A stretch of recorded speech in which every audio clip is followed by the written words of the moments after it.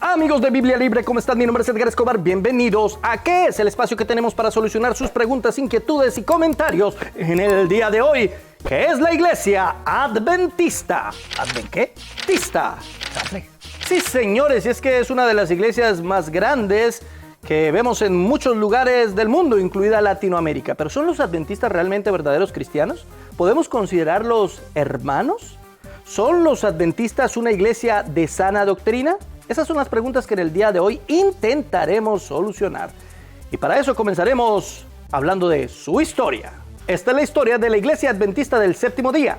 Corría el siglo XIX en Estados Unidos en medio del Segundo Gran Despertar, cuando un predicador bautista llamado William Miller hizo sus cálculos bíblicos con la precisión de quien cree que las profecías se leen como horarios de autobús. Interpretó Daniel y Apocalipsis llegando a la conclusión de que Cristo volvería alrededor de 1843 y 1844. Su argumento se basó en la interpretación de los 2300 días de Daniel 8:14, aplicando la regla del día por año. Se formó así el movimiento millerista, pero luego el 22 de octubre de 1844, el profetizado día de la segunda venida de Cristo, según Willy, una fecha que muchos tenían marcada en rojo con velas encendidas, oraciones y lágrimas, muchos lo dejaron todo, algunos subieron al tejado de sus casas vestidos de blanco esperando el regreso de Cristo. Pasaron los minutos, las horas, el día y nada. No hubo trompeta, no hubo retorno, nada. Obviamente Cristo no apareció. Ese evento se conoció como el Gran Chasco, nombre perfecto porque describe exactamente la cara que pusieron los creyentes cuando nada pasó. Mientras muchos abandonaron la causa, porque ¿quién aguanta tantas promesas fallidas?, un puñado de seguidores se negó a cerrar el libro profético. Hiram Edson tuvo una supuesta visión tras pasar por un maizal la mañana posterior al desastre. Cristo no vino, pero en 1844 entró al lugar santísimo del santuario celestial para llevar a cabo un juicio investigador. Esa teoría cambió el guión. Ya no es Cristo vuelve ya, sino Cristo está revisando, juzgando, purificando algo allá arriba mientras esperamos. En pocas palabras, Cristo no había vuelto a la tierra, sino que había pasado de una sala celestial a otra, como quien cambia de oficina en el cielo. Esa reinterpretación se convirtió en la columna doctrinal de lo que más tarde sería la Iglesia Adventista del Séptimo Día. Simultáneamente se desató la polémica del sábado. Aparece Rachel Oaks Preston, quien le dijo al grupo: ¿y si el día de reposo bíblico no es el domingo sino el sábado? Algunos lo tomaron como locura, otros como revelación. Joseph Bates se convirtió en uno de los campeones de la observancia del sábado, difundiendo la idea, convenciendo a otros, hasta que se convirtió en marca registrada del movimiento. Aquí entra en escena Ellen G. White, una mujer con supuestas visiones y la autoridad suficiente como para darle a la nueva fe un sello de autenticidad. Ella hablaba de salud, dieta vegetariana cuando no estaba de moda, educación y hospitales. Sí, los adventistas estaban en la onda Biggie, mucho antes de que llegara Instagram con sus fotos de bowls verdes. Mientras tanto, la doctrina del trinitarismo sufrió su propio proceso dramático interno. Al principio muchos líderes, incluso Ellen G. White, estaban lejos de aceptar la doctrina tal como la dogmatizan hoy. Había posturas antitrinitarias, debates teológicos densos y tensiones fuertes. La cosa continuó con la publicación de The Present Truth, la verdad presente, en 1849, con recursos escasos, una Biblia de bolsillo, una concordancia, un diccionario medio deshuesado, impresores dispuestos a retrasar pagos para sacar un folleto que parece casi artesanal, pero poderoso. Después de todo esto, el grupo que quedó decidió formalizarse. En 1860 adoptaron el nombre de Adventistas del Séptimo Día, el cual ya suena a marca, a identidad. En 1863 se organiza oficialmente la Asociación General de Battle Creek, Michigan, con una constitución.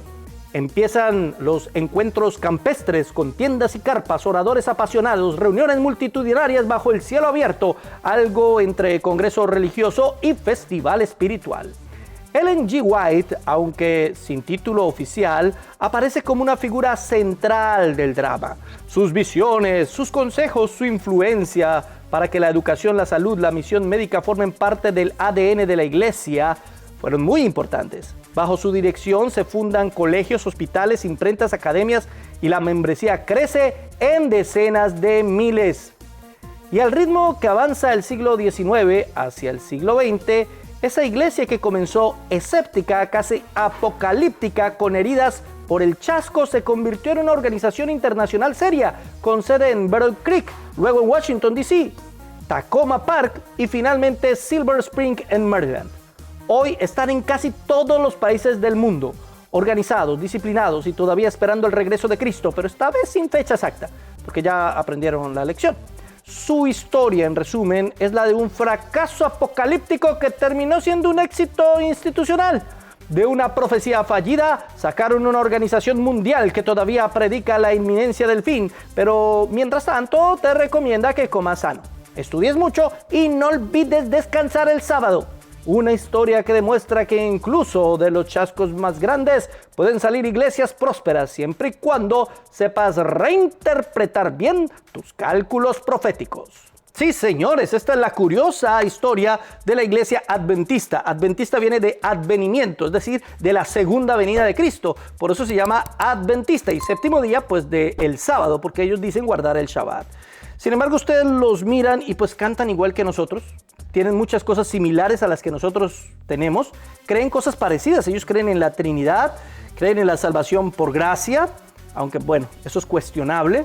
Creen en la santificación y bueno, una cantidad de cosas. Sin embargo, interpretan todo muy proféticamente. Hacen interpretaciones del libro de Apocalipsis, de Daniel, del libro de Isaías, de manera, algunas partes hiperliteralizando y otras partes alegorizando, de tal forma que incluso encuentran a los Estados Unidos dentro de las profecías apocalípticas de alguna extraña manera. Hay que decir que es bastante forzado, pero eso, digamos, es una cuestión terciaria, eso es lo de menos. No por eso podemos decir que los adventistas no sean una iglesia cristiana. Pero sí hay 4 puntos fundamentales que nos ponen a cuestionarnos. Miremos su doctrina. Punto número 1. La observancia del sábado. Ellos sostienen que el 4.º mandamiento de Éxodo capítulo 20 en el verso 8 al 11 evidentemente es algo que los cristianos debemos cumplir porque está ahí, ¿no? En el decálogo. Hace parte de la ley moral. Eso vino antes de la ley porque ellos dicen que el Señor en Génesis capítulo 2 verso 3 descansó. Aquí incluso el pastor Alejandro Bullón explica cómo los que guardan el domingo están marcados por la marca de la bestia. Recuérdate, el tema de esta mañana, de hoy, habla de 2 cosas. La señal de Dios, la marca de Dios, que es la observancia del sábado, y la señal de la bestia, que es la observancia del domingo. Por increíble que parezca, porque vivimos en un tiempo de libertad, llegará un momento cuando los gobiernos obligarán a los seres humanos a guardar el domingo. ¡No puede ser! ¡No! ¡Qué bestia! Y es que aquí sí comenzamos a tener problemas. Sí, aquí ya tenemos problemas. ¿Por qué?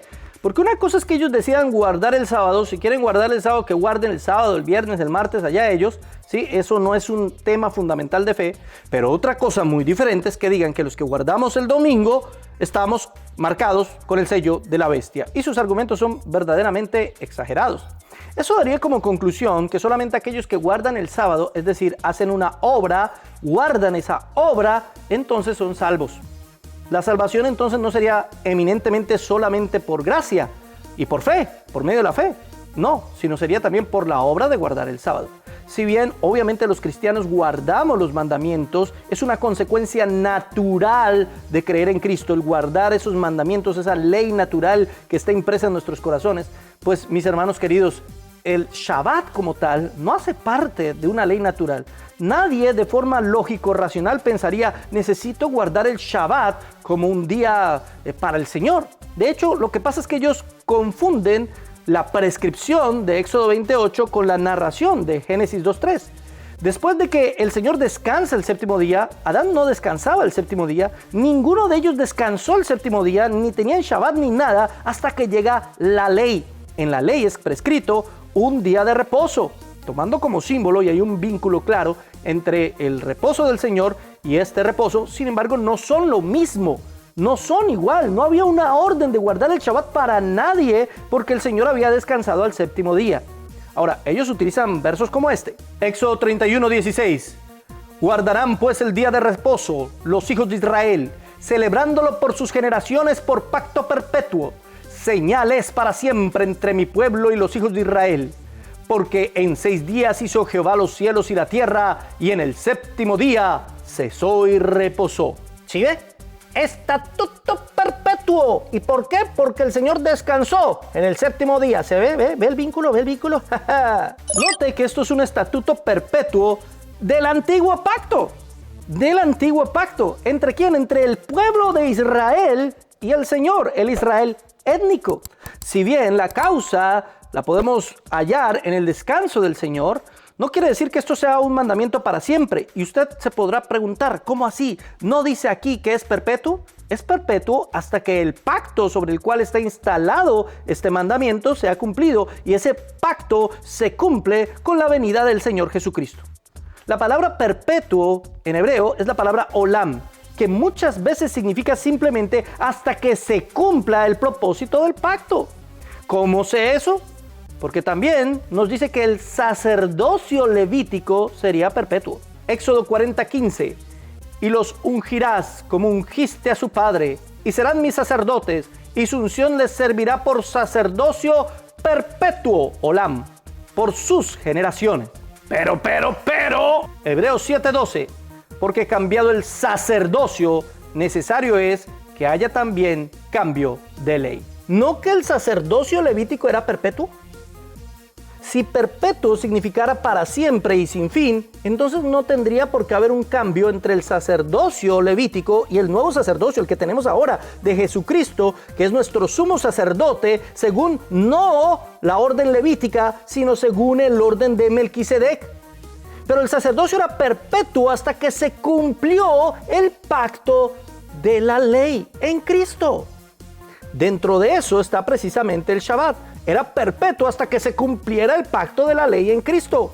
Básicamente todo lo que dice la ley nos apunta a Cristo. El Shabbat apunta a Cristo. Nuestro descanso es Cristo. Y Cristo mismo lo dice colocándose a Él mismo como la razón del Shabbat. Marcos 2:27 también les dijo, el día de reposo fue hecho por causa del hombre y no el hombre por causa del día de reposo. Por tanto, el Hijo del Hombre es el Señor aún del día de reposo. Cristo es nuestro reposo y Pablo termina argumentándolo. Colosenses 2:16, por tanto nadie os juzgue en comida o en bebida o en cuanto a días de fiesta, lunas nuevas o días de reposo, todo lo cual es sombra de lo que ha de venir, pero el cuerpo es de Cristo. El día de reposo era sombra de Cristo. No es algo para practicar para siempre, era sombra de nuestro reposo, de nuestro descanso en Cristo. Lo que sí encontramos en la palabra es que los primeros cristianos no se reunían el sábado, sino el domingo en homenaje a la resurrección del Señor.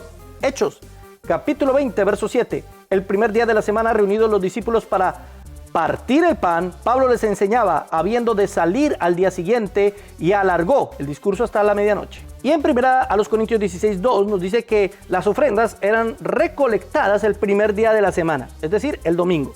¿Cómo recolectaban las ofrendas el primer día de la semana si no era porque el primer día de la semana se reunían? Evidentemente, tenemos un video aquí donde argumentamos más alrededor de por qué nosotros no guardamos el Shabbat, y podría terminar diciendo claramente que el Shabbat es más que solamente el sábado. Si realmente los adventistas guardaran el Shabbat, tendrían que guardar no solamente el sábado, sino también los años sabáticos y el año del jubileo, es decir, un año cada 7 años y 2 años cada 50. Pero obviamente ningún adventista ha hecho eso nunca. También tenemos pruebas históricas, muchísimas, solamente les nombro 2.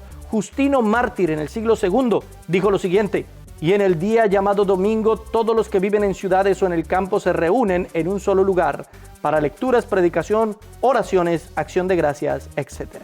Y en las cartas de Bernabé se afirma: guardamos el 8º día con alegría, el día en que Jesús resucitó.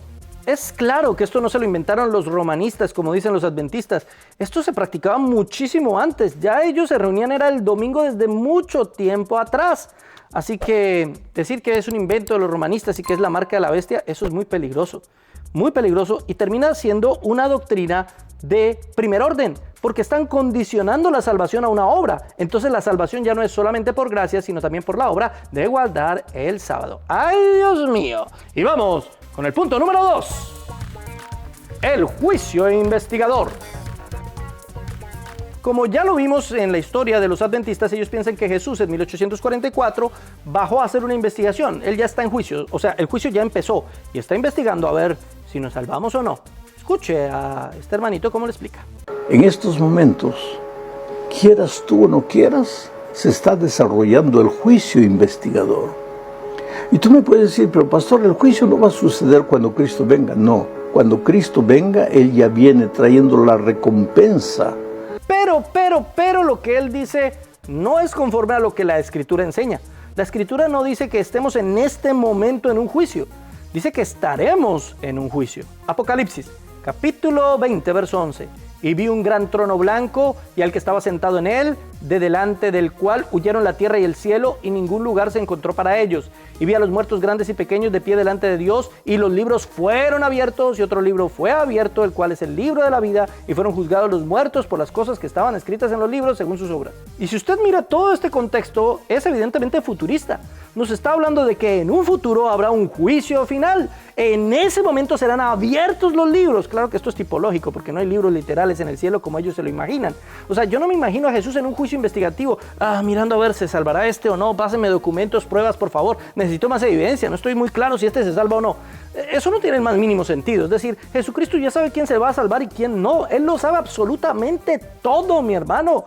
Presumir que hay algo que el Señor desconozca es como presumir que el Señor no es Dios. Y esto está directamente relacionado con la deidad de Cristo.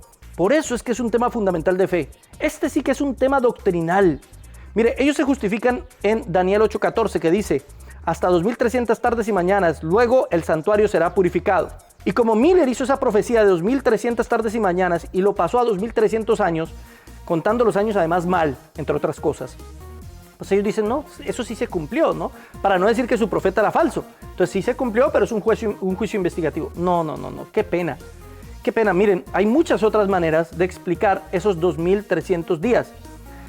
Yo creo que esos 2300 días llevan hasta Antíoco Epífanes, ¿sí? Que prohibió los sacrificios y profanó el templo. Yo pienso que esos 2300 días literalmente llegan hasta ahí. Hay otros hermanos que piensan que esos 2300 días deben contarse desde la llegada del pueblo de Israel hasta la venida del anticristo futuro, ¿sí? Otros que piensan que son 3 años y medio de la tribulación, etc. Hay diferentes formas de explicarse, y esta forma realmente de tomar esos 2300 días como años, pues en el contexto del libro de Daniel no tiene ningún sentido. Si bien para Dios 1000 años son como un día y un día como 1000 años, pues no tengo por qué decir que 2300 días son 2300 años, o sea, no hay por dónde. Y es que, hermanos, honestamente la Biblia en ninguna parte habla de un juicio investigador, nunca. ¿Dónde? No habla de una salvación o de un juicio por etapas, no. Hebreos, capítulo 9, verso 12. Y no por sangre de machos cabríos ni de becerros, sino por su propia sangre, entró una vez y para siempre en el lugar santísimo, habiendo obtenido eterna redención. Una vez y para siempre entró al lugar santísimo, y ya. Eterna redención. No es que tenía que volver a un juicio investigativo. No, una vez y para siempre. No necesitaba volver a entrar. Lo mismo dice Hebreos 10:14. Porque con una sola ofrenda hizo perfectos para siempre a los santificados. Y es que el juicio investigativo es una doctrina de primer orden. Está tocando una doctrina de primer orden. ¿Cuál es esa doctrina de primer orden que está tocando? Contradice la suficiencia y la perfección de la obra de Cristo en la cruz. O sea, lo que Cristo hizo en la cruz no fue suficiente, ahora necesita hacer un juicio investigativo. Y hasta que no termine eso, pues no tiene tarea Jesús, tiene una tarea enorme, lleva más de 100 años haciendo eso, ¿sí? Llevamos para los 200 años Jesús ahí, pues claro, tanta gente, imagínese, pobre Jesús. No. La Biblia nos enseña en Romanos, capítulo 5, verso 1, justificados pues por la fe tenemos paz para con Dios, por medio de nuestro Señor Jesucristo. Lo da como un hecho, ya tenemos paz para con Dios. Si estamos en un juicio investigativo, entonces nuestra salvación está en duda. Entonces nuestra justificación está en duda. Si el Señor todavía no sabe si somos salvos o no somos salvos, pues menos nosotros. Eso pone en duda nuestra propia salvación. Pero no es eso lo que la Biblia enseña. Ahí mismo en Romanos 8:1 dice, ninguna condenación hay para los que están en Cristo Jesús. Así que esta es una terrible doctrina que enseña, uno, que el perdón no es definitivo hasta que el creyente sea examinado allá en el reino de los cielos por el Señor. Número 2, que aún Cristo no aplicó completamente los méritos de su sacrificio, sino que los está administrando progresivamente. Y número 3, la seguridad del creyente en su salvación está en entredicho. Es una falsa doctrina de primerísimo orden. Vamos con la número 3. La autoridad profética de Elena de White. Con más de 24 libros publicados y yo no sé cuántas palabras, porque ellos le cuentan hasta las palabras que escribió Elena de White, sorprendiéndose porque era una persona que no tenía mucha educación y sin embargo escribió mucho, pues ellos creen que es una profeta y aunque ellos dicen que no está al nivel de las escrituras, al mismo tiempo afirman que lo que profetizó Elena de White complementa las escrituras. Escuche. Entonces, ¿la Iglesia Adventista considera a Elena de White una profetisa moderna? Sí. Elena entra en la línea de profetas que fueron llamados por Dios para reafirmar las enseñanzas bíblicas, dando ánimo, consejos y advertencias al pueblo de Dios. Sus escritos no son sustitutos de la Biblia, sino que la complementan. ¿Completa la profecía de Elena de White las escrituras? Es decir, sin la profecía de Elena de White, ¿las escrituras son incompletas? Es decir, nosotros que no creemos a las profecías de Elena de White, ¿tenemos la Biblia a medias? Mire, esto está socavando un principio fundamental de fe y es la suficiencia de las escrituras. La Biblia es suficiente para salvación y santificación. No necesitamos más revelación ni profecía. Apocalipsis 22:18. Yo testifico a todo aquel que oye las palabras de la profecía de este libro. Si alguno añadiere a estas cosas, Dios traerá sobre él plagas que están escritas en este libro. Y si alguno quitare de las palabras del libro de esta profecía, Dios quitará su parte del libro de la vida y de la santa ciudad y de las cosas que están escritas en este libro. Es decir, esto es peor que los profetas del movimiento profético apostólico, porque digamos que esos profetas traen revelaciones particulares, ¿cierto? A Pepito, a Juanito, aquí y allá. Elena de White no, sus profecías y su revelación es general para toda la iglesia en todo el mundo. Así que la Biblia, en pocas palabras, no se podría entender sin la profecía de Elena de White. De hecho, cuando usted los escucha predicar, pues sí, ellos dicen que la Biblia es suficiente, aunque en la práctica no lo creen, pero ellos citan continuamente a Elena de White, continuamente la citan y no citan a otros, citan a Elena de White, rara vez citan a otros. Lo que quiere decir que evidentemente la ponen, si no al nivel, muy cerca del nivel de las escrituras. Y, perdón, yo no puedo creer eso. Y menos con alguien que se equivocó en tantas profecías. Porque sí, para poder creer en esto hay que creer en los profetas falibles. Los adventistas tal vez fueron de los primeros que creyeron en esa falsa doctrina de los profetas falibles. Y una cosa es una profecía condicional, que tiene que ver con el arrepentimiento de un pueblo, cosa que también Dios había determinado. Y otra cosa es que diga que algo va a pasar y no pase, literalmente, ¿no? Un hecho, un evento, una cosa. Y eso es lo que hizo Elena de White. Esas no son profecías condicionales, son fallos en las profecías. Le menciono algunas. Elena afirmó después del gran chasco que había visto en visión que Cristo vendría pronto, apenas unos meses después. Acá voy dejando las fuentes de esas profecías para que usted se dé cuenta que no me las inventé. Ella dijo haber visto a algunos en 1844 que estarían vivos hasta la segunda venida de Cristo. Y ya todos esos se murieron. Pero ella juró que sí. Ella profetizó en 1847 que vendría una señal del cielo donde caerían estrellas. Hoy los adventistas dicen que eso pasó, pero resulta que la profecía fue en 1847 y la lluvia de estrellas fue en 1843, así que no pasó. Otra profecía es que aseguró que la esclavitud en Norteamérica volvería después de la guerra civil. Eso no es una profecía condicional, perdóneme. Y pasó, obviamente, y gracias a Dios, no. Y aún peor, ella profetizó que un hombre llamado Moses Hall no tomaría medicina alguna y viviría. Y el hombre se murió, hermano. Y así, podría nombrar muchas más profecías que definitivamente no se cumplieron. Si quieres saber más sobre Elena de White, tengo aquí un video donde explico un poquito más de ella. Pero los adventistas la admiran un montón, ¿no? Y dicen, ella se adelantó 100 años a los avances científicos, sobre todo en cuanto a la salud. ¿Será eso cierto? Y vamos con el punto número 4. Dieta y estilo de vida. Y es que Helen, o Elena, como quiera decirle, Helenita, ella tenía su propia visión de la dieta del cristiano, ¿no? Basada obviamente en la carta a los Corintios, la primera carta a los Corintios, en el verso 6, el capítulo 6, verso 19. Ella decía que el cuerpo es templo del Espíritu Santo y hay que cuidarlo, y en eso tenía absolutamente toda la razón, y tienen la razón los adventistas. Claro, el templo del Espíritu Santo hay que cuidarlo. Sin embargo, ellos afirman que hay una especie de relación entre lo que uno come y la santificación que uno manifiesta.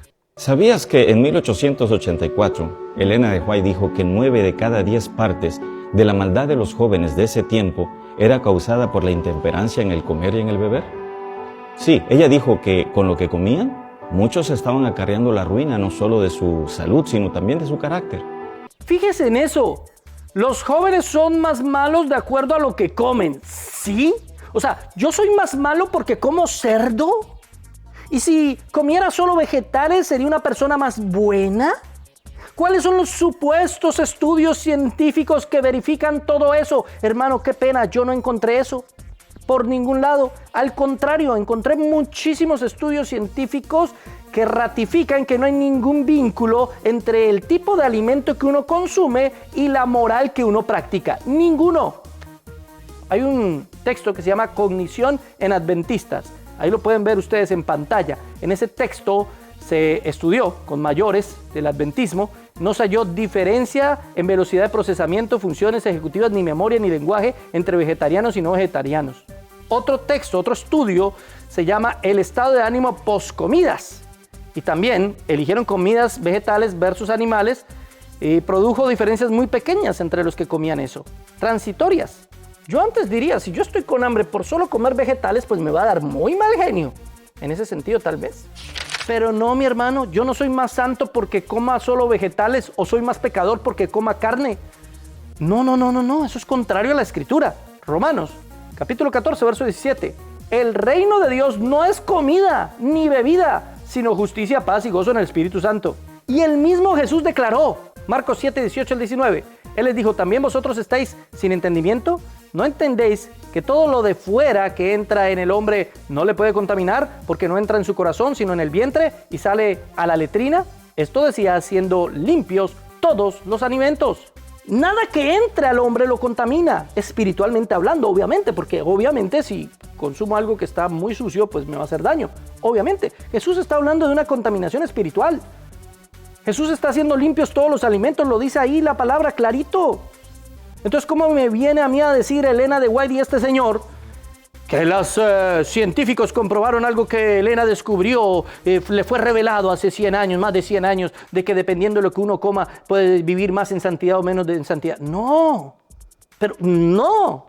Y esto también toca otro tema fundamental de fe, y es que la santificación es una obra monergista del Espíritu Santo en el corazón del hombre. Si bien el hombre debe buscar al Señor, finalmente el cambio real lo hace el Espíritu Santo en nosotros. Alguien podría tal vez cuestionarme y decirme, no, pues el sinergismo no es tampoco antibíblico del todo. Sí, podría tal vez decirlo. Pero evidentemente aquí hay más que una simple recomendación de parte de los adventistas. Aquí hay leyes. Si usted es vegetariano, entonces usted va a estar más lleno del Espíritu Santo y vivir en santidad. Así que ellos lo imponen básicamente. Mis hermanos queridos, si ustedes quieren ser vegetarianos, maravilloso, háganlo. No pecan al hacerlo. Está bien. Pero no atribuyan cambios espirituales o un mandamiento espiritual a tal práctica, porque evidentemente no existe. En conclusión, ¿son los adventistas del séptimo día una secta? Yo digo que sí. ¿No son hermanos en la fe? No.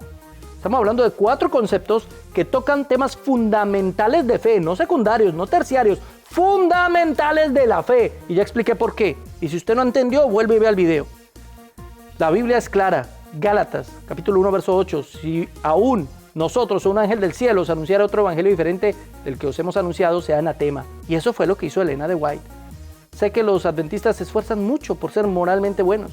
Sé que tienen grandes hospitales, escuelas y se dedican mucho a obras de caridad. Pero mi hermano, aquí yo no estoy evaluando una ONG. Lo que estoy evaluando es un grupo religioso que dice predicar la Biblia. pero que efectivamente está muy lejos de lo que realmente la Biblia enseña. ¿Qué cree usted?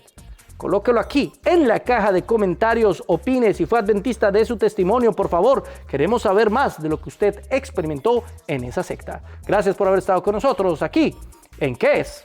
De Biblia Libre.